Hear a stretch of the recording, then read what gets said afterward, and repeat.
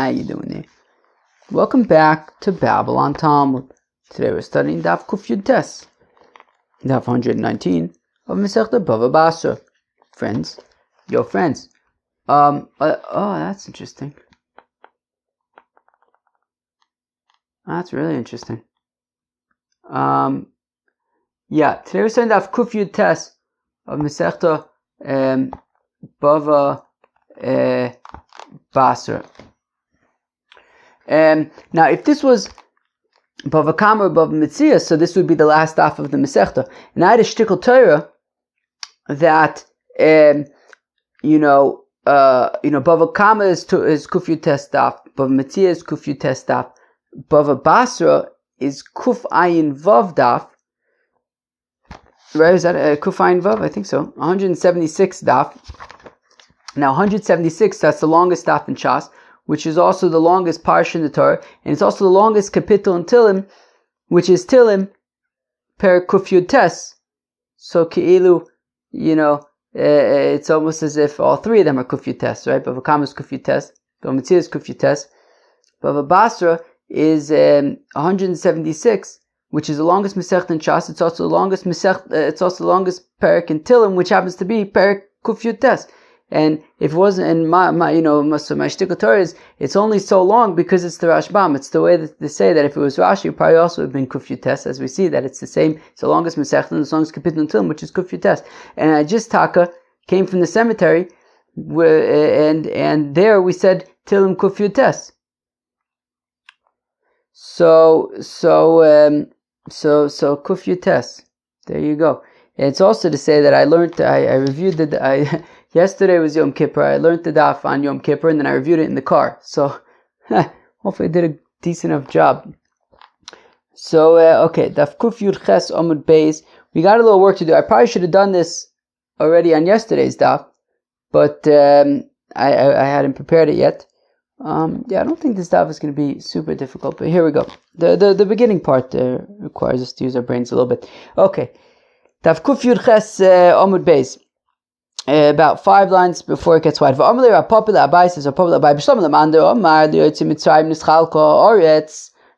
understand, according to the opinion that says that Eretz Yisrael was divided up among those who left Eretz Mitzrayim. So if you were 20 plus years old when they left Egypt, so then you were entitled to a portion in Eretz Yisrael. And therefore, even if you died in the desert, which you definitely did, because everybody between 20 and 60 died in the desert, but your descendants would inherit that portion. Okay, so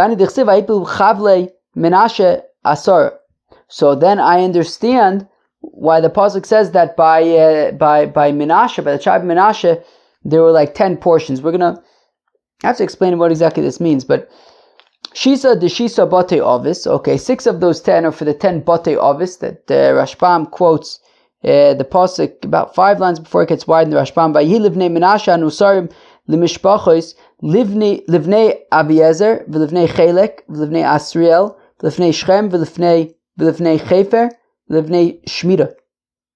I don't know if I said those names right, but those are the 6 families. So. So those 6, so we got to get to 10. So we got those 6 families. And 4 of the Benos Tzlafchad. 4 of the Benos Tzlafchad. So now the question is, there's a lot of questions on this. The question is, where do we get to 4 portions for Benos Tzlafchad? In the Mishnah we said 3 portions. 1 for their father, Tzlafchad, and then also for their grandfather Chefer, and also Tzlafchad was the firstborn, so 2 from Chefer. So that's 3 portions. Where's the 4th? But anyways, there's that. Also, why are we talking about the 6 Batei Avos and then the 4 individual portions of Tzlafchad? If we're talking about individual portions, then it shouldn't just be the Batei Avos, it should be all their descendants. Just like we're talking about Tzlafchad's children. So it should be their children too. But we're talking about the Batei Avos, then why are we talking about Tzlafchad? So there are questions over here. A bunch of questions. But anyways, we're saying that there were these 10 portions. So I understand. So if we say, based on our Mishnah, which we said is according to the opinion that that Laboy Mitzrayim Nischal Kol Haaretz, Liyotzi Mitzrayim Nischal Kol Haaretz. So then, okay, I understand how we get to 10. There's the 6 Bati Avos, and then, like based on our Mishnah, we see another 3. The question is, where's the 4th one coming from? But that's okay. 6 and 4, we get to 10. Elamando Omar Laboy Haaretz Tamanya Hu Dehab. But if we say that the land was divided up among those who arrived in Eretz Yisrael and were 20 years old at the time of arrival, well then it's only going to be, you're only going to get to 8. Shisa de Shisa Bati Avos. There is the 6 of the 6 Bati Avos, and then Vitrei did 2. And the 2 of theirs. What's the 2 of theirs? Well, if we're saying it's the Boya Aretz, Nischal Kol Haaretz, so then the Bno Slavchad are not going to get a portion because they are women. But they would get the 2 portions that their uncles would have received portions in Eretz Yisrael, and then that would go back to, right, because the whole thing was that they would get it, and then it would be pooled together with Chefer, and then it would be divided among Chefer's children. Tzlafchad was the oldest of the children. They would get 2 portions from that, the double portions. So that would be 8. The 6 Bati Avos and their double portion from Be'etzem, their grandfather. So Atmanya, so that's 8. Right? So the Taimech, but then according to you, but it's not really that much better if you say that the land was divided up among those who left Egypt, because as I pointed out, the Mishnah had only pointed out that B'no Slavchad were entitled to 3 portions. So you have the 6 Bati Avos plus another 3 that the B'no Slavchad are entitled to. Where's 10? That's 9. Tesav, that's only 9. What do you have to say? Chad Acho de Abba Havlu, that there must have been also another brother. I think this is correct. I hope it's correct. That there was another brother among the brothers of Tzlafchad, right, among Chefer's children, who also who also died, and therefore that brother's portion was also divided among the other brothers, including Tzlafchad, and then the Bno Slavchad were entitled to that portion as well, and that's the 10th portion, right? That's the 4th portion of Slavchad, which, in addition to the 6 of the Batei Avis, so then it's 10. So where am I? So Achanami Trei Achi Da'aba Havaluhu. So then you must say here as well. So I mean, you could say that it's Labaya Aretz, and there's a 6 Batei Avos and the 2 for Tzlafchad, and then Tzlafchad had 2 brothers who died, and their portions got divided among the remaining brothers, including right, and they didn't have any children or anything like that, and it got divided up among the brothers, including Tzlafchad, and his daughters, B'no Tzlafchad, got those 2 portions. So therefore you could say that it was Levaya Aretz Nischal Kol Haaretz, and you just have to say that there were 2 brothers who died without children, and their portions got divided among the other brothers, and B'no Tzlafchad inherited from their father's portion in that. The Tanya is willing to buy Noson Titin Loim Zonach Latzavin. Then when it says you shall surely give to them, that is Tzlafchad's portion, right? Assuming, now this assumes Liotzi Mitzrayim Nischal Kol Nachloson. Yes, I'm recording. I'm recording. The people just got home and they said hi, so I figured I'd say I'm recording.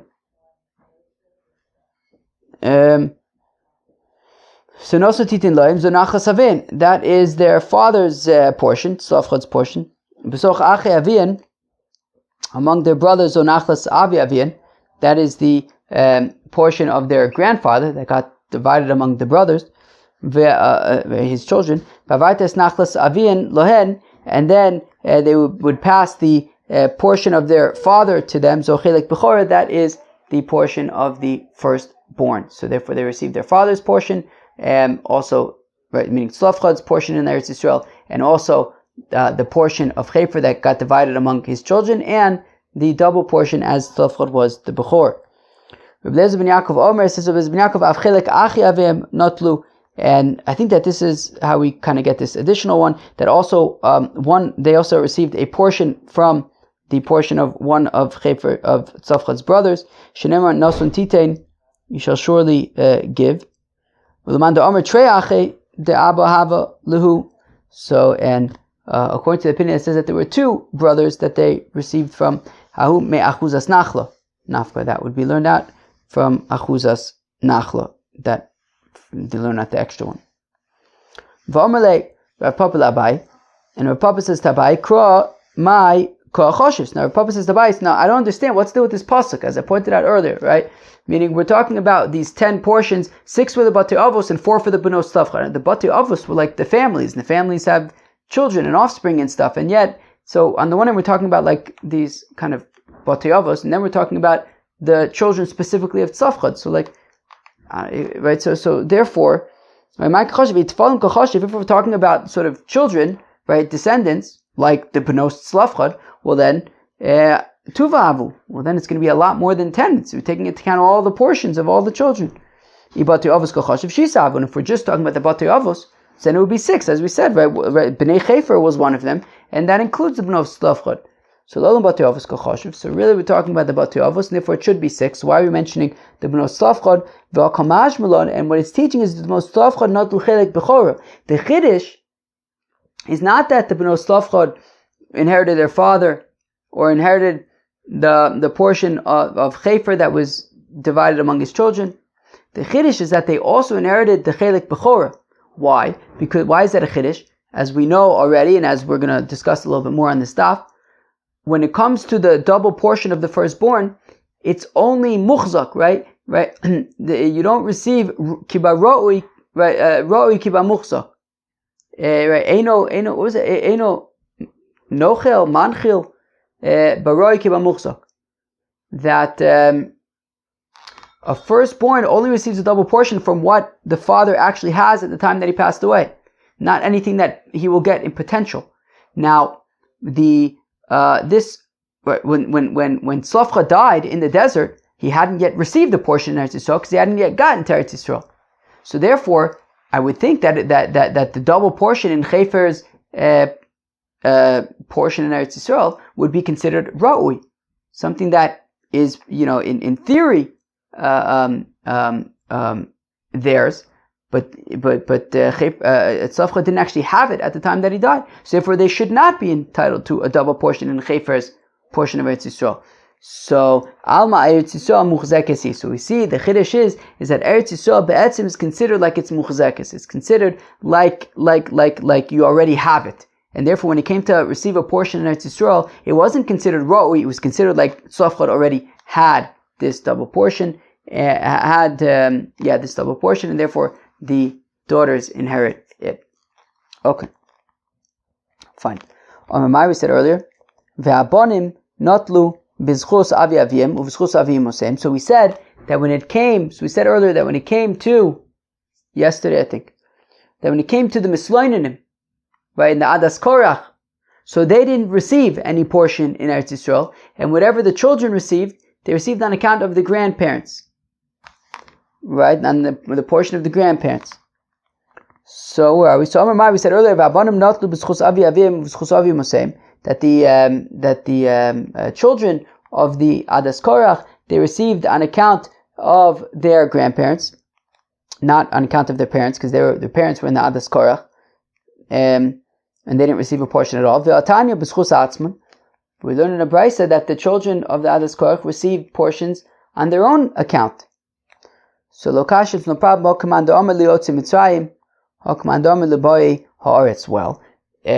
no problem. The Mandamu says, right, the brayso that says that they received on account of their grandparents. That's based on the opinion that liyotzim Mitzrayim nischalk. Liyotzim Mitzrayim nischalko haaretz. And therefore, right, their grandparents left Egypt, and therefore they received portions on account of their grandparents. And those who say that they received portions on account of themselves, it's according to the opinion who says levoy haaretz nischalko haaretz, and they entered into Eretz Yisrael. As long as they were 20 years old when they entered into Eretz Yisrael, they would receive their own portions on account of themselves. Alternatively, both are talking about boya aretz. Both are talking about when they came into Eretz Yisrael, it was divided up. This is the opinion of Shimon ben Elazar, who said that it was both. By Shimon ben Elazar said that if you were 20 years old when you got to Eretz Yisrael, but you didn't have an ancestor who was 20 when they left Egypt, so you would inherit on account of the fact that you're 20 years old. If you had somebody who was 20 when they left Egypt, but you're not 20 right now, but you would get a portion on account of the ancestor who was 20 when they left Egypt. So therefore, it just depends. If you were 20 years old when you got into Eretz Yisrael, so you would inherit on account of yourself. If you're not, but you had an ancestor who was 20 years old when you left Egypt, so you would inherit on account of the ancestor. Okay. Givaldig. V'shehoye b'chor notel shnei chalokim. Okay, and we said that the bechor would, right? I mean, in our Mishnah we said that the Bnos Tzlafchad received 3 portions. The third portion being that since Tzlafchad was a bechor, they received an extra portion. That was the third portion that they received. Ve'amai, right? As we discussed a few minutes ago, why should they receive the double portion? Why should they receive the bechor? Roi hu, it's potential. Tzlafchad, of course, didn't actually have the double portion at the time that he died because he died in the Midbar. They didn't yet enter into Eretz Yisrael. So why should they get the double portion? It's potential. It's not actual. The Bechor does not receive in potential. Rather, he only receives in actual. So Rav Yehuda Mashmuel says, well, what they got the double portion in was the pegs of the tents. In the Midbar, everybody had tents. Tzlafchad had a tent. Chefer had a tent. So they received the double portion in that. So it's what they already had. And Masav Rabba, Rabbi Yehuda Omer, Bnos Tzlafchad natu daled chalokim. But 1 second, Rabbi asked the kasha that Rabbi Yehuda says that the Bnos Tzlafchad received 4 portions. Shenem vayiplu chavle Menashe asar. That the chavle, these portions of Menashe were 10, but chavel is like a chevel, like a rope that you use to measure property, land, not metaltalin, actual land. So we are talking about land. And again, when Tzlafchad died, he was in the Midbar, he didn't actually have the land. So Ella Amar Rabba Eretz Yisrael Muchzekes. As we said earlier, that Eretz Yisrael is Muchzekes. It's considered like it's already, you have it, and it's not considered Roy, it's considered Muchzok. Meisvei, we have a kasha on this, the concept that Eretz Yisrael Muchzekesi.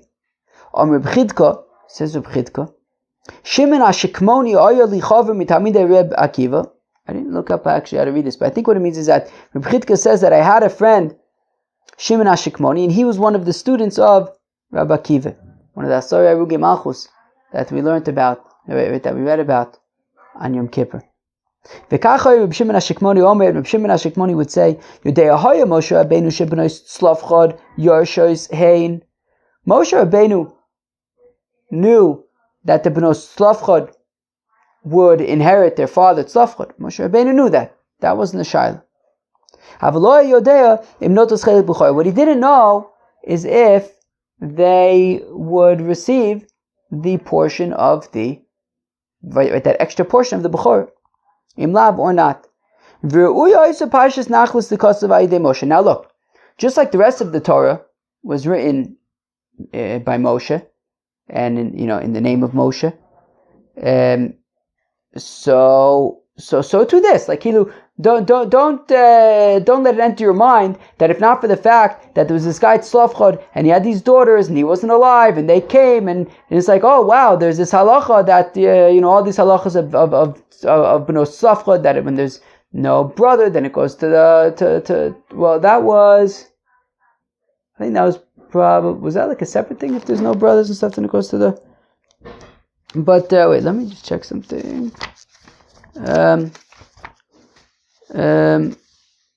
Where is this? Where is that from? Okay, where is this? Oh, Chav Zayin. Wait, 1 second. Chav Zayin Yud Aleph. Yeah, so all these psukim actually are all about, they're all in the context of Bnos Tzlafchad, right? That if there's no son, then it goes to the daughters. There's no daughters, then it goes to the brothers. So Yeah, okay. So don't have it enter your mind that like if Bnos Tzlafchad didn't come forth, then we wouldn't have these halachos of Nachla. Of course we would have had these halachos, just like we have all the other mitzvahs in the Torah. We would also have these mitzvahs.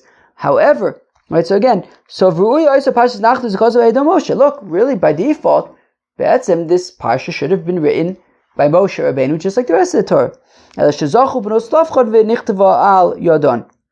But the Bnos Tzlafchad merited that it would be written in their name.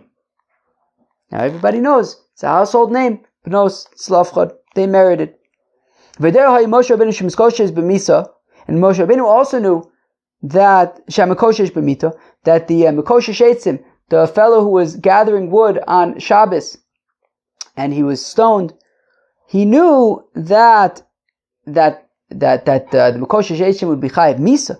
The pasuk says anybody's mechal Shabbos mos yumos. What he didn't know was which misa. And really the parsha of Mekoshesh Eitzim, right, the parsha of Skila for Chilul Shabbos should have been written by right in the name of Moshe, meaning just like the rest of the mitzvahs came from Moshe. But there was this story with Mekoshesh Eitzim, and he was chayiv misa, and then Moshe asked, and it was skila, and it's now known as the parsha of the Mekoshesh Eitzim. Lamedcha, to teach you that we kind of express, meritorious things by way of meritorious people, and negative things by way of negative people, I guess, let's say. So meaning, you had really the halachas of Yerusha would have just been written in the Torah like all the other halachas, but you had the Bnos Tzlafchad, and there was a whole story with them, and so it was written in their name. And you have that was kind of a positive thing. And you have the Mekoshesh Eitzim, which look, the halachas of Chilul Shabbos and Skila would have been written by Moshe like all the other halachas, but you have this guy who was Mechal Shabbos and he was Chayiv Skila, so he's now known negatively for that.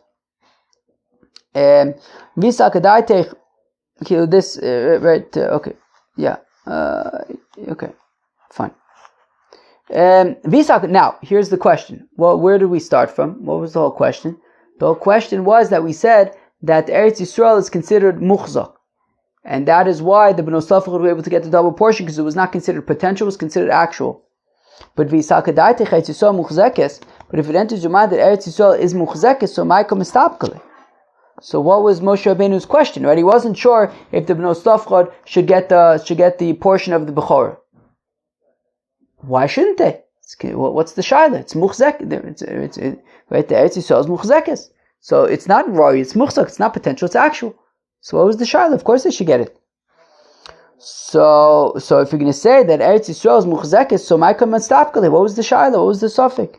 He gufa kamastapkale. The answer is that was punkt the shaila.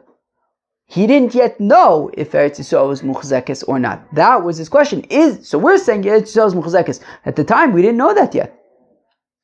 The Chsiv, the pasuk says, "V'nasati also lochem me'rasha," that it says in Sefer Shmos that Eretz Yisrael will be a morasha. Ani Hashem, I am God. Yerusha lochem me'avosechem. It doesn't mean that it's a Yerusha, that it's inherited to you, that it's muchzekes.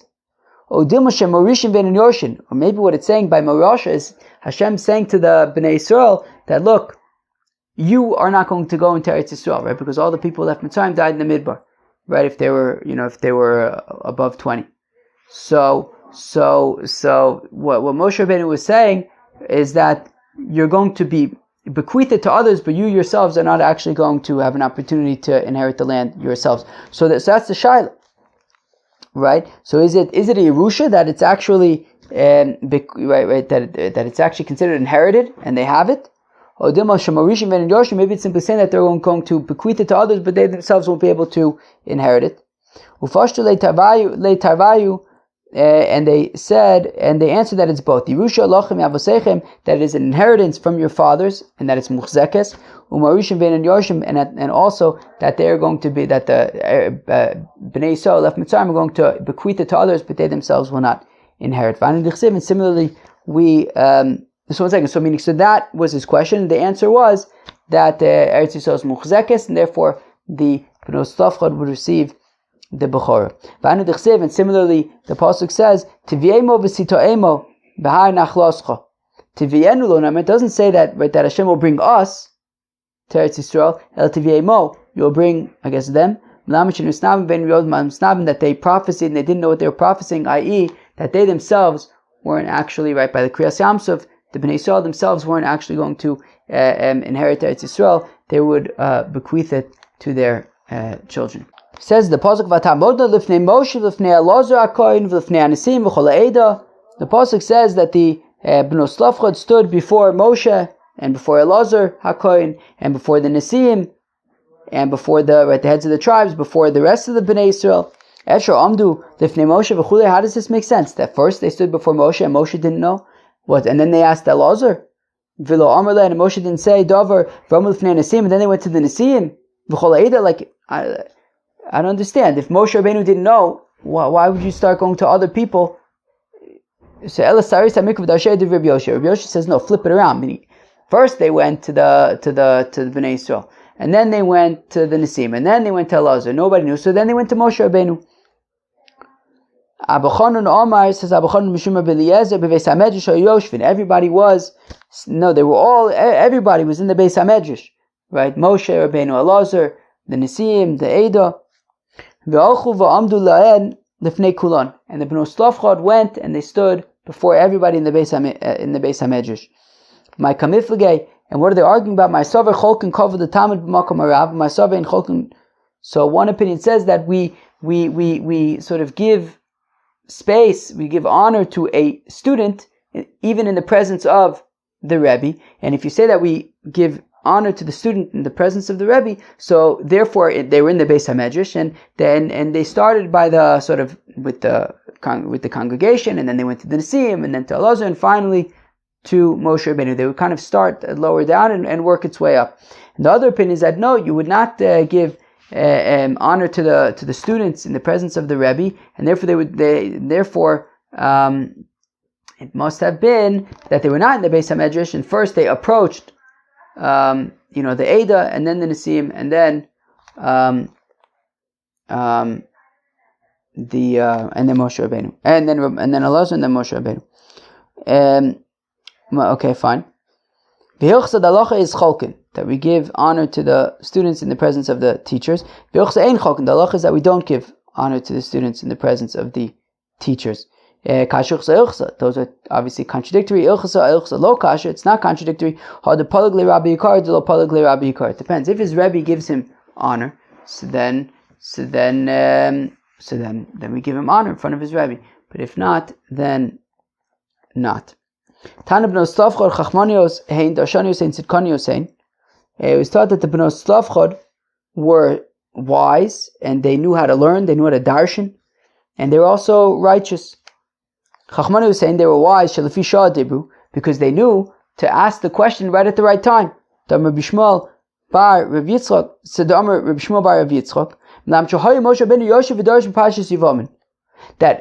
they waited for the right time, that Moshe Rabbeinu was teaching then the parsha of Yibum. We learned Masech Yivamis, that's tough stuff.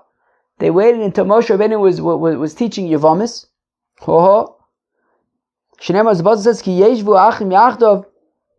That, right, if the brothers are together and then one of them dies, there's no children. So Amrulo, so it was at that point that the Bnos Tzlafchad waited for the right opportunity when they were learning Yivamis, and they said, Im kiven anu chshuvin, well, if we are considered like a son, right, just like by Yibum, right, sons and daughters, right, make the right. There's no Yibum if there is a son or if there's a daughter. There's no Yibum. So if we're considered like a son in that regard, so it's no lanu nach like a ben. So then give us inheritance like a son. Im lav, and if we're not considered like sons, well then tisabim imenu. Well then our mother would need to do Yibum, and if that's the case, then our uncle would then inherit our father, and then ultimately we would inherit our uncle. So miyad, I believe that's pshat. Miyad Vayikra Moshe es mishpatim l'fnei Hashem. It was at that point that Moshe approached God to find out what the answer was. Tashani Yosein, they darshaned, right? They knew how to learn. They knew svaris. Shayu almost that they said, Ilu ayaloi ben lodiban. Well, we know that the halacha is if we had a brother, well then he would inherit them. We wouldn't be approaching you. We're only approaching you because we know that the halacha is that in the case that there's no son, then it goes to us. That's why we're here. V'atanya bas. But we learn in a brisa that it says that if there was no daughter, which doesn't really, what does it mean if there's no daughter? So Rabbi Yirmiyah Sami Mikan Bas. Rabbi Yirmiyah says, yeah, it doesn't make sense. Forget about that brisa that says daughter. Abaya says, Abaya afilu oya bas liben lo dibainu. No, what they're saying is that if we did have a brother and that brother died, but he had a daughter, so we know that his daughter would inherit and not us. But in this case, we don't have a brother at all, and therefore we should be inheriting. So if they knew how to learn, they knew the pilpul. Tzikani was saying, and they also righteous that they only married people who were right and fit for them. Peace out.